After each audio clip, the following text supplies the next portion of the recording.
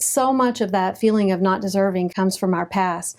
And one of the things that I like to say is who we've been in the past absolutely does not have to dictate who we are in the future, or who we become in the future.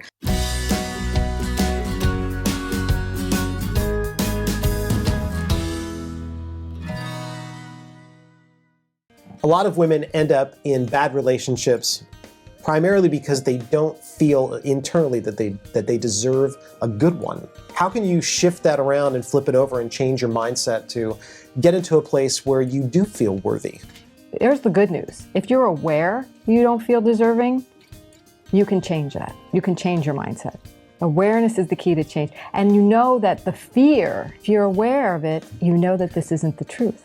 And the truth is not in charge. If you can accept that, then you have a huge opportunity, because those of us, I don't know if anybody can relate to that here, but who have high standards, we want to live up to this super high standard, and that's why we don't feel good enough. But what if we accepted this feminine power principle? Perfect is not what you try to be. Perfect is who you already are. What a radical concept. If you accept that you're perfectly imperfect, you've got so many things that are perfect about you right now and right here, then you don't have to live up to anybody's standards, and the perfect man is going to come along, who's perfect for you. And if you can start to love your imperfections, the undeserving dissolves, and it becomes, an opportunity to wonder and explore your own magnificence. At least from my experience, I see so much of this feeling of not being deserving as coming from things that have really happened in our past. So much of that feeling of not deserving comes from our past. And one of the things that I like to say is who we've been in the past absolutely does not have to dictate who we are in the future, or who we become in the future. We can look at ourselves differently. We can see ourselves in a way that is more deserving, instead of looking back on any shame or guilt that might have come from our past, or any sense of inferiority that might have come from our past. And we can start anew today and start seeing ourselves in a new and positive way that maybe we haven't been doing in the past.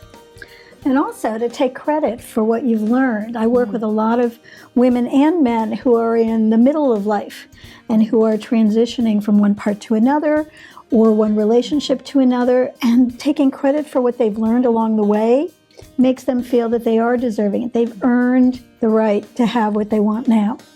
So why not?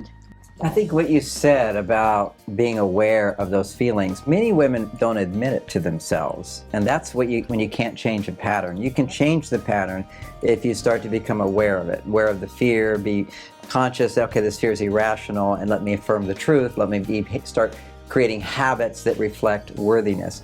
But even if I'm working with a woman and she's doesn't feel unworthy at all. She says, I deserve the greatest and I need a man, and why are they all flawed and imperfect? Well, there's news for you. When you have high expectations for yourself, you're always going to have high expectations for him, and suddenly that's a reflection. Some part of you doesn't feel secure within yourself. And it's important to see what are some of the symptoms of not feeling worthy. And one would be perfectionist in yourself. You're hard on yourself.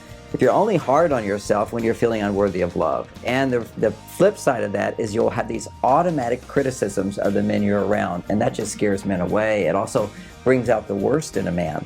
We all have the potential to be quite wonderful if we find someone to love us and bring out the best of us. Or we can bring out the worst in someone. And the whole thing about learning to accept imperfection is the whole key. And I was speaking in front of a large audience, and rarely does my wife come to all my talks. But when she does, and she was there, people, when I'm signing books, they want to ask her, what's it like to be married to John Gray? So I said, why don't we just ask the question once? I'll bring her on stage and she can answer it. She doesn't normally talk in front of groups. And so she came up on stage and I said, ask the question. And she says, well, I love him. And that was it. I said, honey, they all know you love me, but what's it like to live with John Gray? Let's just answer the question. And she says, well, he tries.